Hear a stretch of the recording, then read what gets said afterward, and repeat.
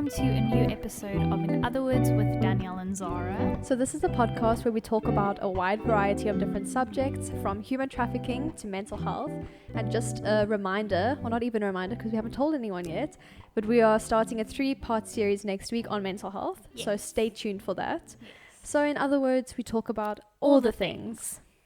So the local brand we want to give a shout out to this week is Urban Index. They are a smaller real estate company and we recently bought our house through them and they were just so helpful. It can be a very stressful process, very friendly. So definitely check them out, Urban Index. Awesome. So today we are hosts in the hot seat, as I'm sure you can see from the name. So basically what we've done is we have both prepared questions for each other, but we don't know the questions that we've prepared, that she's prepared for me or that I prepared for her. Quite nervous. So it's a whole thing.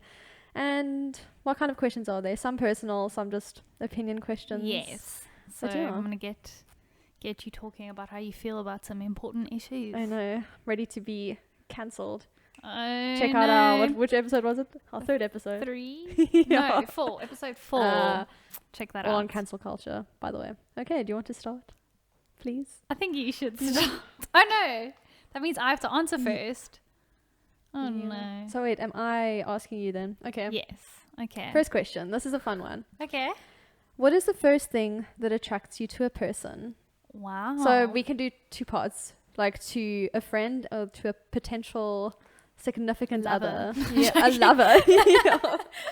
Okay, so I think something that attracts me to a person is kindness. I like kind people. Yes. Also, like, because I'm sarcastic, I enjoy when other people are sarcastic. Yes. But yeah, probably kindness. Mm-hmm. And I'll always say, like, if someone loves Jesus, it automatically, like, Makes it better. yes. And it's like, wow, we both have this thing Yeah. in common. And then, like, a guy, I don't know if there's anything physical. It's weird. I don't know if you feel like this, but I feel like, okay, you've been with the same person forever. But See if I can remember. there's certain people who you find attractive, but you're not attracted to them. Yeah. So I don't know, actually. It's this weird, either there's like chemistry or there's not. Yeah, I feel like, I mean, just from past relationships that you've had or like things, guys you've been interested in, it's usually like people who can banter with you as well. And that's Banters, I would say. Yeah, Zara's very flirty, so you can flirt back, then you're good. Yes. So yeah, I think that's like off the bat. Obviously, when you learn about a person, then It makes a difference. But yeah, I think it's very much their personality and the banter's fun. Exactly. Yes. I understand. That is me. Nice. Okay. Okay. So, first question for you. What is your least favorite thing about me? No! That's horrible. I know that you think I'm amazing, but I surely do think you're you have amazing. pet peeves about me. Okay, well, the only time I can really remember being annoyed with you, and this was like grade 11. Yes. I know what you're going to say. Do you? Say it. I don't know what you think I'm going to say. No. Okay, fair, So say I it. just remember you got like super close with another friend, and like this was now after you and I were close, and then I was Yes. kind of just like left to Oh, the side. I'm so sorry. And then I don't know, what were you gonna say? I don't want to expose myself. We'll chat after. No, I want to know. Okay. So I felt like I'll tell you if you're right or not. When I first got into a relationship, I was like, I know everything about Oh, relationships. yeah. And I was very like, almost had this weird superiority complex that I didn't mean to have. And I feel like, I don't know, often like we compare, like I do this and you and Devin, like, do you do this kind of thing? And I feel like that would have been, if I were you, I would have been annoyed with me. Yeah. Now that you mentioned it, I do remember that was like weird. But yeah. But Other since than then, I've just been such a joy to you. always such a joy. Aww. Yeah. And probably another thing, but you've gotten a lot better now, is just in terms of sharing and like being vulnerable. Yeah. So I feel like in high school especially, like even the later years of high school, like it would be very difficult for you to share things. Like even with me. Yeah. And I was like, that was difficult, obviously. But now I have a podcast where I tell the whole world how I feel. exactly all her crimes. Oy, oy, oy. Okay. Cool. Are you ready for your next one? This is a thinking one. Oh, yay. Let me put on my thinking cap. So the Black Lives Matter movement. So a lot of Christians have said that you can't like be Christian and support the Black Lives Matter movement. Yes. So my question to you is the movement compatible with Christianity? Okay, so here's the thing that people have the issue with is there's a Black Lives Matter organization, and they are, I haven't done enough like research into it, but I know that there's certain like thoughts that they promote. I don't know if it was like they're pro-choice or whatever, which a lot of people are like, but abortion is wrong. So I think it's a lot of just their ideology, which a lot of people doesn't don't match like up with Christianity. However, I would say that the Black Lives Matter as a statement and as a way of thought outside of the organization is very compatible with Christianity. Because like Black people have been oppressed, and this is kind of saying it's time to start noticing them and valuing them as people. So for me, I feel like you definitely can be a Christian and identify with the statement that Black Lives Matter without supporting the organization. However, I do understand why some people would be hesitant to like shout Black Lives Matter out of fear of being associated with the organization. The thing is that a lot of people don't perceive it that way. So if someone posts Black Lives Matter, my immediate thought isn't like they're a huge supporter of the organization, they're pouring their funds and they know everything about like whatever they believe. I mean, maybe it is a lesson and we should all go do more research into it. But I don't think that you are not a Christian if you support the idea, because at the end of the day, Black Lives Matter is about valuing people the way they should be valued. So exactly. And also just the idea, because I mean a lot of people, I mean it's not even just Christians, but they don't want to say Black Lives Matter because it's the idea like, oh, but all not only Black Lives Matter, and it's White Lives Matter too and whatever. So I remember seeing comments where people said, oh, like as Christians we can't say Black Lives Matter because God loves everyone or whatever. I'm like, what would you say to people like that? So I read an analogy, and some people might think it's stupid, and to them I say, you can think what you want. You can think whatever you'd like. But I know someone said like, and it's such a silly example, but if you have different children and your one child gets hurt, can a mother give that child special attention? Or is that wrong because all her kids are important? And at the end of the day, Black people have been oppressed. Yes, slavery ended so long ago. Yes, apartheid ended like 20 years ago. Black people are still being oppressed, and we are going to do a whole series on racism because that's a whole other can. But we're just recognizing the fact that like these are people who have in a sense been hurt the way that and are still hurting, the way that other people haven't. And so no, I don't think there's anything wrong saying Black Lives Matter. And something we have to understand is that Black Lives Matter does not mean that all lives don't matter, and all lives can't matter if Black lives don't matter, because Black lives are part of all lives. I don't know if that made sense. Exactly. It's I think it also reveals a problem with the way that a lot of people think in binary. So it's like, oh, if Black lives matter, then all lives don't matter, or like if you support the Black Lives Matter movement, then you can't be a Christian or whatever. Like things are not as binary in that sense. Like you can support the Black Lives Matter movement without necessarily agreeing with everything the organization stands for. And I think that's okay. Like we as humans are entitled to have multiple beliefs and multiple opinions, and that's just how it is. But cool.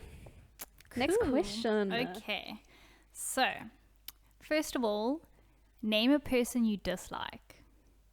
Donald Trump. I knew if you couldn't think of anyone, I was gonna suggest Donald Trump. Okay, now from a non-sarcastic point of view, name at least 3 positive qualities about this person. Yes, that you genuinely think, because at the end of the day, all people have been created in the image of God. That's true. And no person is completely evil.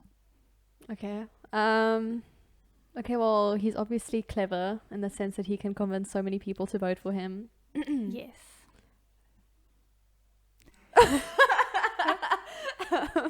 I don't really know what else to say. The one thing I admire about Donald Trump is that he literally doesn't care what people think about him. Yeah. Like, he has a very thick skin, and I strive Yes. to have such a thick skin. Yes. Well, but not to the extent that you're like no, oblivious. No. And like, if people need to call me out for Yeah. a relevant reason, I want to listen to what people have to say. But just the fact that he doesn't seem quickly offended is admirable. Yeah. Okay.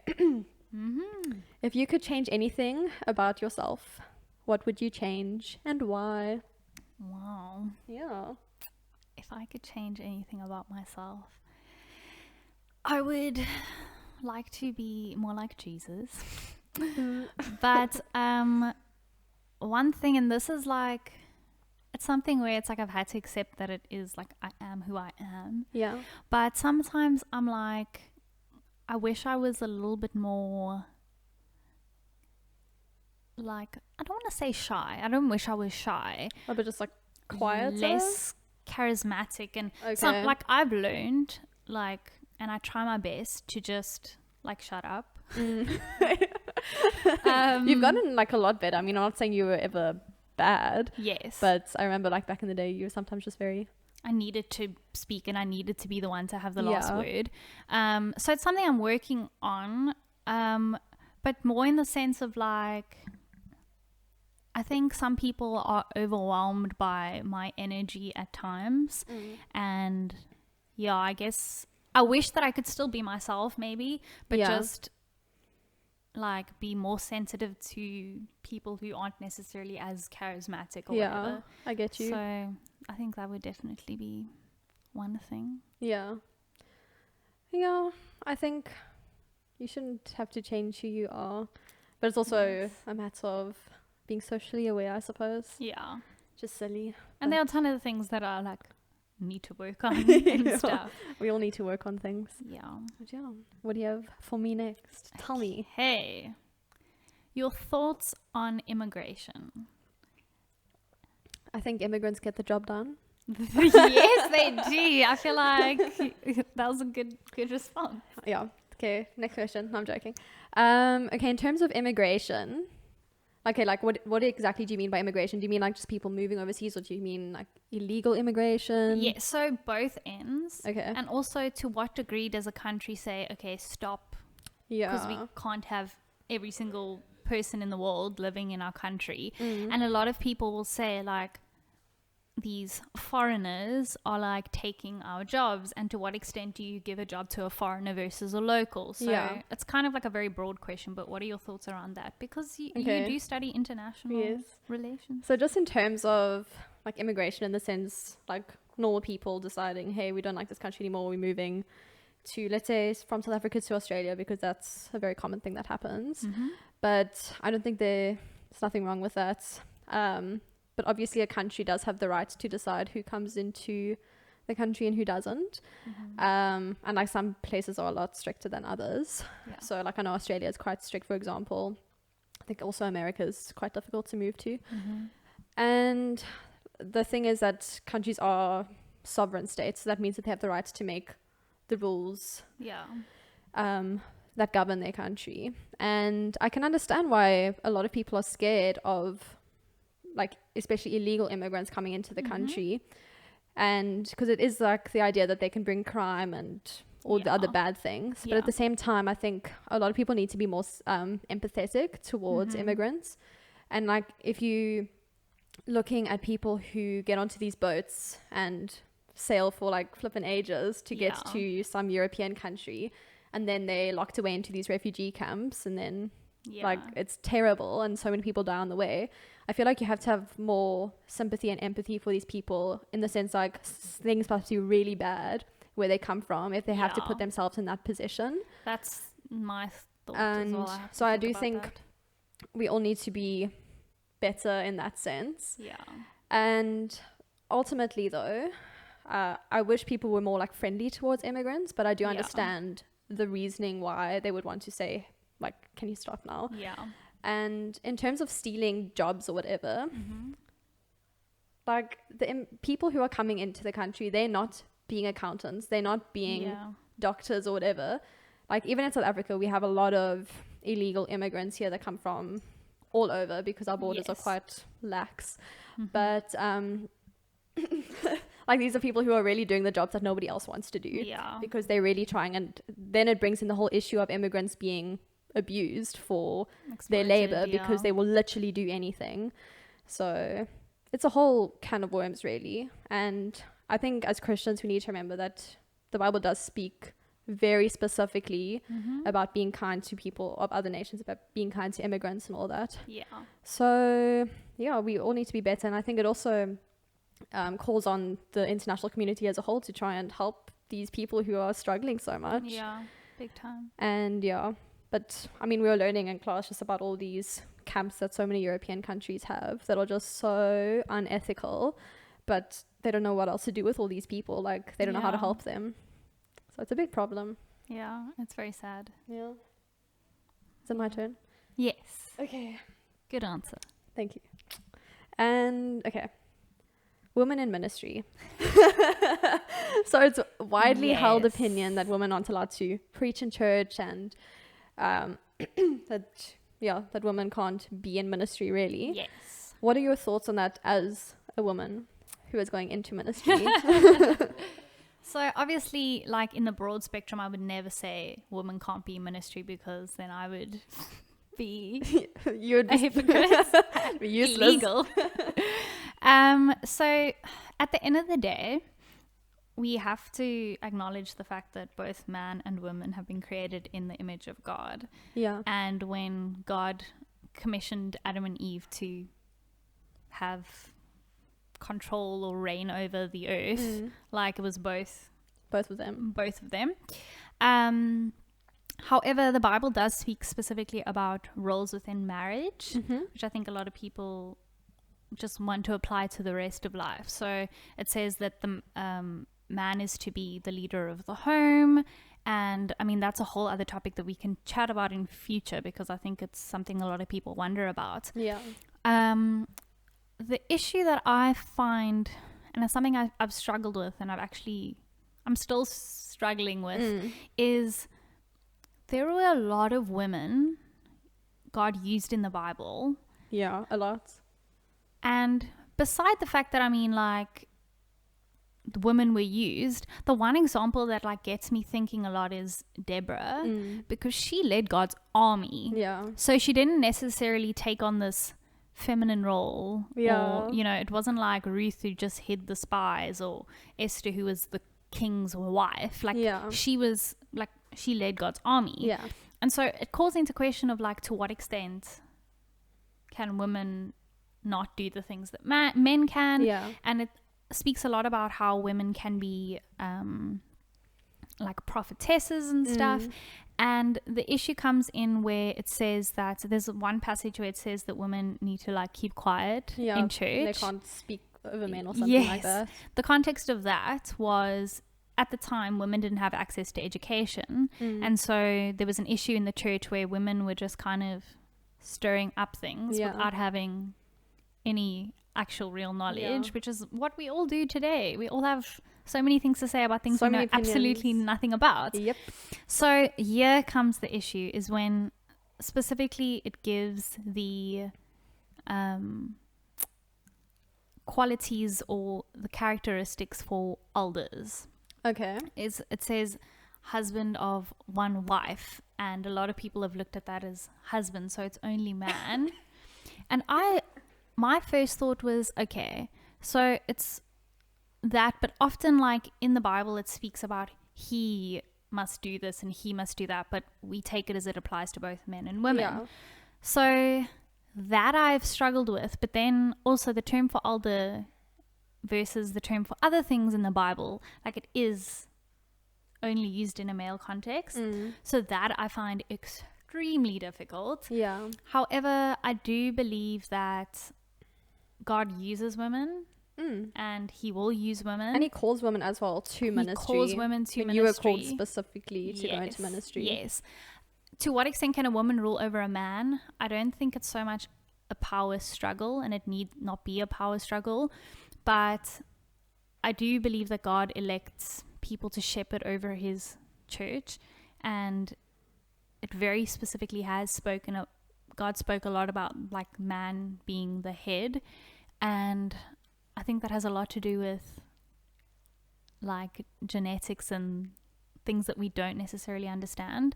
So would I be okay with a woman by herself leading over a church? I don't know. But again, would I be okay with one man ruling over so many people? No.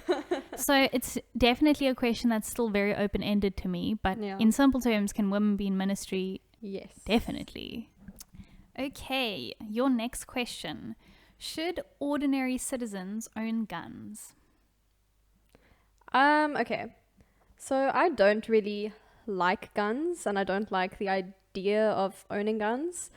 A lot of people will say, oh, we want to have guns so that we can protect our home, whatever. Yeah. And the thing is, like, unless you're living on some kind of faraway farm, like, I don't really think that you're going to need it. Unless you're living in, like, some anarchy. Anarchy. But yeah, I think in terms of owning guns, I'm not going to say, oh, nobody must own guns, because realistically, people like their guns. However, it is so important that there are strict regulations for these guns. So like in terms of America, like a lot of people say, like they are the country, I think, with probably the biggest number of mass shootings that happens. And I'm not saying that like South Africa is not violent, because we have our own violent issues, but it's not in the sense of people going into schools and shooting up a school or whatever. And the problem with a place like America is that they just don't have strict enough gun laws in most of their states. So these, like, you can literally go and get a gun. And I'm pretty sure there are some regulations. I'm not going to say like what they are or they aren't, because I don't know. Yeah. But it's not strong enough. And people will say, oh, but it's the gun, it's the person that kills, it's not the gun. Yeah. But the reality is, if a person goes into a school with a knife, you know, like, they're going to kill one person, the rest are going to have the common sense to run away. Like, you can't kill so many people with a knife, for example. So you get what I'm saying. Yes. So it's important that there are stricter rules, so background checks, like doing actual tests and etc. And yeah, I think it's important always. There's some political theorist, I don't know, but he says that the state must have the monopoly over violence. So that basically means that like the state must have most of the weapons, and because obviously they're the ones who need to protect the citizens and all that. So if it's to the extent that people are running around and shooting each other and taking the law into their own hands, then no, ordinary citizens should not have guns. But otherwise, if they have gone through a number of tests and regulations and they're not crazy, shooting for fun, exactly, then go and have a gun, but just be careful. Yeah. Cool. Okay. I think that's my last question to you. Yes. Okay. So what is a widely held opinion or belief or whatever that like a lot of people have, but you don't really believe or buy into? Oh my goodness. This is one that I'm going to need to think about. The people buy into that I don't. Game of Thrones. I believe in Game of Thrones. Do you believe it's real? Yeah, it's so real. Dragons. Yes. I don't know. Danielle, help me. What do people believe? Well, I know one thing that you're speaking to me about is that whole thing about self-care that's going on. Yes. Yeah. I want to do a whole episode on that though. Yeah. But yeah, okay. So my issue with, I'm actually going to talk about something that's come out of the self-love movement. So long story short, the issue with the self-love movement is there's a fine balance between taking care of yourself and it becoming a selfish thing. Yes. And we don't want selfish people in the world. No, we have enough. We have enough. So the one thing that I see it everywhere is this word toxic. And that is thrown around so loosely. And it is so easy to say, I need to get rid of toxic energy and toxic people. And yes, by all means, like, you don't need to stay friends with people who are like bullying you. No, exactly. And you need to make sure that like the people that you're with, I think it's important that you're with people that like build you up and encourage you. But it's so easy to call someone toxic. And I mean, doesn't that make you toxic? Yeah, maybe. I think we forget about all the toxic things that we've ever done, and we kind of you elevate yourself onto this like superiority platform. Yes. And you think, oh, like, I don't do that, so obviously I'm better than that person. Exactly. So just that thought that like, and we all do it, is like, I'm better than this person because ... But at the end of the day, like, I think one thing I would say that a lot of people believe is like, we are kind of a mess. So much. Like, we are pretty terrible and sinful. That's okay, because every day we're doing our best, you know. But yeah, I don't think that we have a right to call people toxic. Just remove yourself from the situation and don't put a subtle post on Instagram saying, I'm just getting rid of toxic people in my life for that person to see. Weird. Another thing I just don't agree with is like, share your thoughts on social media, but like, when you have a fight with your boyfriend, don't put up a post saying, oh, I wish that like a man would care for me in a certain way. You know what I mean? Do people still do that? People still do that. I'm a youth leader. Oh my gosh. Oh, true. I'm a youth leader. Yeah, it's the young people. I see the things. Young'uns. Yes. Okay. Youths. Okay, so does that answer your question? Was that a good enough answer? Yes, I think it was pretty good. Yeah, I can't think of anything so else. You don't buy into the whole thing of toxicity in people? No. Because we're all toxic, so let's not call each other. Because all of us are. I just think of Britney Spears. The stuff coming out about her right now is like tragic. It's so tragic. But maybe we can talk about that in another episode. Yes. About how female celebrities are treated, because it's hectic. Okay. At what age do you think a child should have access to social media? Okay. So I said this to you the other day. Children shouldn't have social media. I think, honestly, probably just from 13 up. Like, I'd say from when you're a teenager. I got Facebook when I was 13. Same.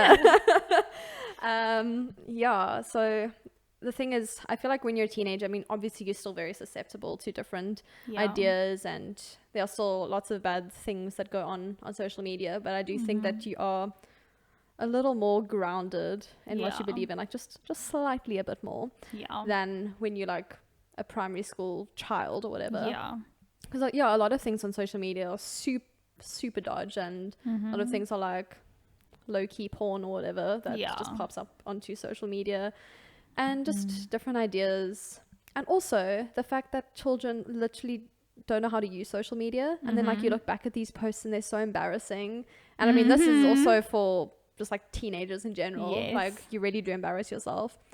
And I think, I mean, as people have social media from a much younger age now, they're getting better. But also, do you, like, if you think about it, when you're like 8 or 9 or 10, do you really want to be putting your little thoughts into the world? And to like for it to be there permanently? And I mean, there's also the whole issue of child porn and all that kind of stuff that children are roped into in social media. So I'd say from teenagers, but parents should just be careful. But at the same time, parents also can't stop their children from doing things. Especially when you're like, when they become teenagers, because teenagers can be difficult. Rebellious. So you can say, hey, you can't get that thing, but they're still going to get that thing just to spite you. Being a parent sounds so fun. I know. Yeah. I think also, like, I don't know, I see like little girls doing these like very provocative TikTok dances, and I'm like, I'll say TikTok should not be for children. Like, I've seen way too many things that are like very adult. And I'm like, I even feel like I shouldn't be watching that, and I just scroll past. But I mean, a child won't know what to do. Very so, true. Yeah. And I think what's quite important is for parents to establish like an open relationship with their child, so that their child will feel comfortable coming to them and speaking about, hey mom, I saw this thing on social media, like, what does it mean? What does it mean? What do you think? What should I do? But if you've kind of created this relationship where like you're very closed off, you don't want to speak about these things, or you just, like if your child says, oh, I saw this, you're just gonna shout at them or whatever, they're not gonna want to talk to you. 100%. And that will just cause more harm than good. So yeah, I do have a little question. I don't know if you wanted. No. Okay. Ravi Zacharias. Now this is a question that I was like, oh, I don't know what to replace it with. So seeing as we have like slight time, yes, what do you think about that whole situation? I am disgusted and very brokenhearted. So for those who don't know Ravi, because a lot of people won't, he was a Christian apologist and preacher, I suppose. So in other words, like a defender of the faith, incredibly intellectual. Yeah. And he wrote books that I used in seminary. And yeah, I really looked up to him because like he knew his stuff, you know. And it recently came out that like he had multiple affairs, he raped a woman, he like just let your mind go to the worst place, and that's kind of where it is. And my thing is, first of all, from a Christian perspective, and it's an important thing, and I think we need to be talking about it because so many pastors have fall. Like I think of Carl Lenz, who was a Hillsong pastor, and he had an affair last year, and a couple of years back was Bill Hybels. Big guys do that. And I said this to you like on when we were chatting in the week, and I don't think that the word celebrity and Christian or pastor are like, they shouldn't be together. No. Like just because Jesus was like, he came and he was a servant, you know, he washed his disciples' feet. Like, yeah, he wasn't there to make a show of himself. He wasn't there to make a show of himself. It was about the Lord, and it was about other people. And like, there's a verse that says, he must become greater and I must become less. Yeah. So for me, it's like, do I think that it's wrong to have a platform? No, not at all. However, it becomes so dangerous when we buy into other people so much, because I think this is going to rock a lot of people, like and their faith and everything. Yes. And I just don't put your faith in man, because they will always fail. Always fail. And for me, I think the thing that gives me comfort is just the fact that that man had to stand before God. And yeah, I think the issue with, especially in churches and parts, like the thing, it breaks my heart because now people look at Christianity and that's what they see. And my thing is, when you are in a position of power, changes people. Like something 100%. Basil Sparks, our senior pastor, said is there are 3 things that can destroy a man: power, pennies, and pretty girls. And if you don't have people around you holding you accountable, and you are allowing this superiority complex to take over your mind, because especially things like rape, that is like having power over people. One of the ultimate displays of power. One of the things he said to one of the women that he like abused was, or not abused, they were actually having an affair, and he said like, this is God's reward for all I've done. And I cannot, I don't even have words for that. All I can say is that like, you don't put your faith in people, y'all, and hold people accountable. And as much as it breaks my heart, I'm glad that the truth is out. And like, I just, my heart breaks more for the women than anyone else. For sure. It's so difficult. And I think it's important for churches and Christians in general to start having conversations about these kinds of things, you know, about the power dynamics that can be very prevalent in churches, especially when there's like only men at the top, you know what I mean? And I think it also really made me think, and I mean, this is something that I would like to talk about when we, I don't know, go into some of this topic, but the idea that a lot of people, especially in churches, they want to hide their pastors, like who've done bad things, like they want to protect them, and they don't want them to be held accountable for their actions. And it's very much like a victim blaming thing. And I've seen this a lot in it's a very common thing with sexual assault. It's always on the victim, it's never on the perpetrator. And when I first heard, I was like, no, it must be surely a lie. And like, how horrible must that be for the person who's had to suffer and no one believes them? The one thing that I will say about the the church is like, we're called to be the light. Mm. And if you're keeping stuff in the dark, you best believe that the light's going to shine on it at some point. Mm-hmm. And like, it's going to be ugly. Exactly. So, yeah. And a church is a group of people who are so, so broken. Mm-hmm. So, yeah, this idea that you need to come to church and be perfect also is just a warped idea, because if that were the case, then I wouldn't be allowed in the church doors. Mm-hmm. Or me. But yeah. Yeah. Thank you for answering that question, even though it was one more than one more. But anyway, I thought it was important to speak about. Yes. Yeah, and I think that's it for us. Yeah. This is fun. It wasn't terrible. Yeah, nothing too awful. No. Yeah, thanks to everyone for listening. Yes. And we will see you next time. Yes. Do all the things on the social medias, like, subscribe, all that. Indeed. And graphic designs. Yes, he's our production person. Yes, manager, human. Yes. And you should follow him on Instagram. Indeed. Bye. Bye, guys.